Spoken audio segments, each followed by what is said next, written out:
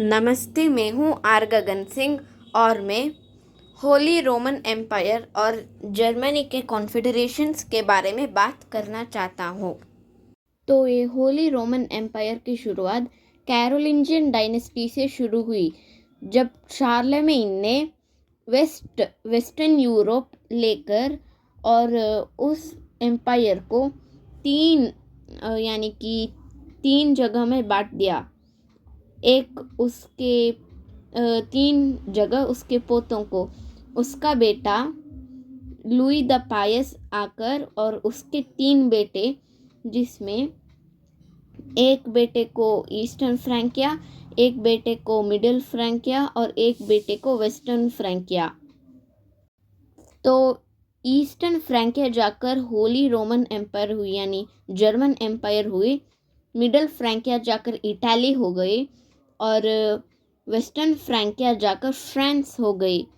तो मैं यहाँ पर जर्मन एम्पायर यानी कि ईस्टर्न फ्रैंकिया के बारे में बात करना चाहता हूँ।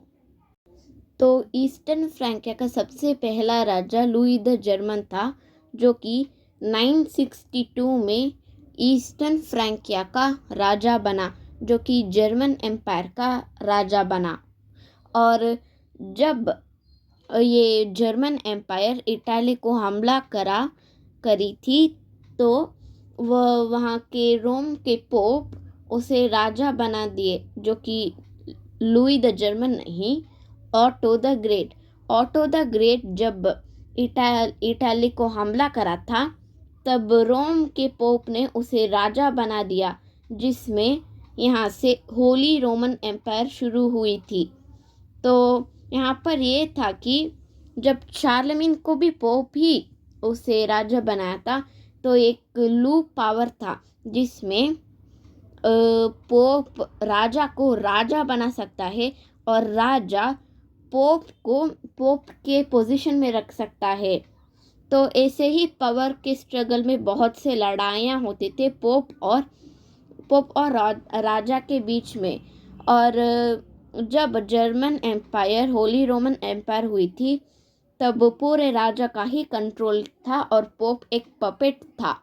ये पोप जो कि है वो चर्च का सबसे बड़ा अधिकारी ये है, यानी कि क्रिश्चियनों का राजा। और जब 1962 और 1516 के बीच में पोप ने एक रिक्वेस्ट मांगी थी राजा को, जिसमें ये होली रोमन एम्पायर एक कॉन्फेडरेसी जैसा, एक इलेक्टिंग पोजीशन जैसा रहे।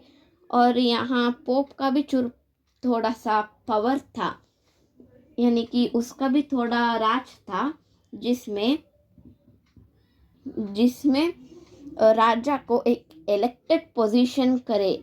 और इसमें बहुत से इलेक्टोरेट थे।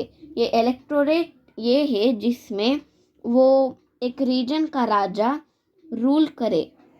और 1962 और 1516 के बीच में बहुत से 100, 500, 1000 जैसे स्टेट्स, ग्रैंड डचीज और उसके ड्यूक्स, डचेस, इलेक्टोरेट्स और ओन सिटीज़ जैसे थे।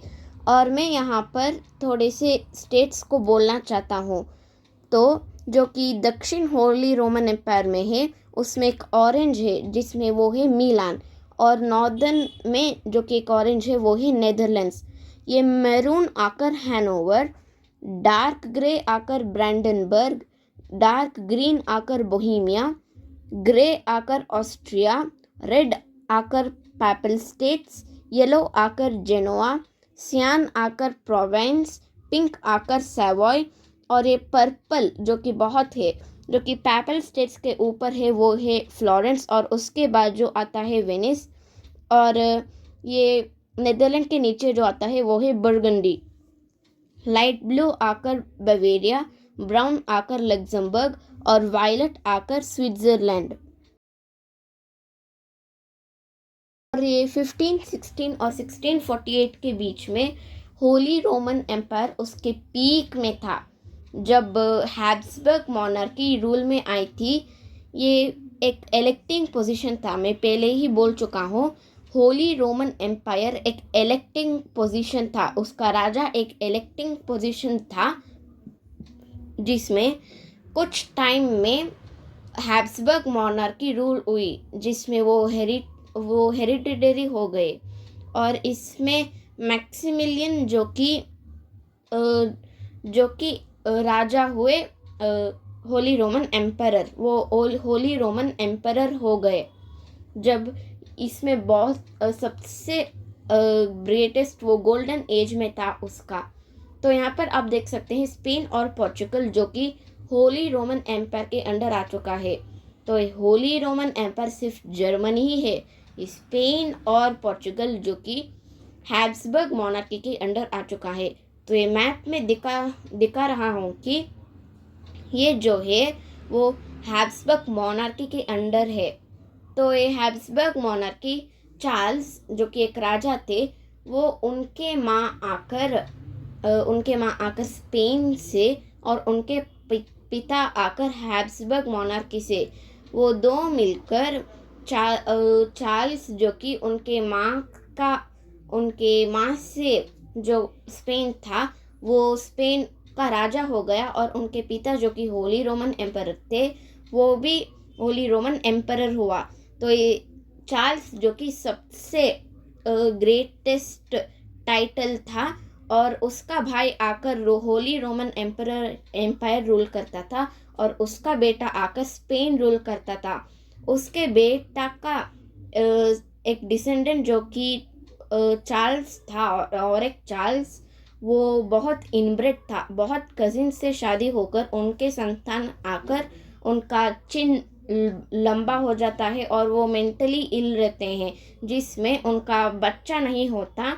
वो कितना ट्राई करे पर उनके बच्चे पहले ही मर जाते हैं, उनका बच्चा नहीं होता। और इससे स्पेनिश हैब्सबर्ग मोनार्की ख़त्म हो गया। और 1648 से 1806 तक होली रोमन एम्पायर थोड़ा वीक हो गया था। जब 30 इयर्स वॉर हुआ था, तो वेस्टफालिया के ट्रीटी से उन non German kingdoms holy Roman empire को छोड़ने का डिसीजन ले लिए थे, जो कि नॉर्दर्न इटाली छोड़ चुका था, और सिर्फ जर्मनी, ऑस्ट्रिया और कुछ बेल्जियम, नेदरलैंड्स, फ्रांस और पोलैंड वो होली रोमन एम्पायर के अंदर आते थे। तो ये बहुत वीक हो गया होली रोमन एम्पायर 30 इयर्स के वॉर के बाद। तो 1806 में होली रोमन एम्पायर ख़त्म हो गया था। जब नेपोलियनिक वॉर्स शुरू हुआ था, तब नेपोलियन ने होली रोमन एम्पायर को हमला कर वहाँ राइन कॉन्फेडरेसी ऑफ राइन शुरू हुआ था, वहाँ स्थापना किया था नेपोलियन ने।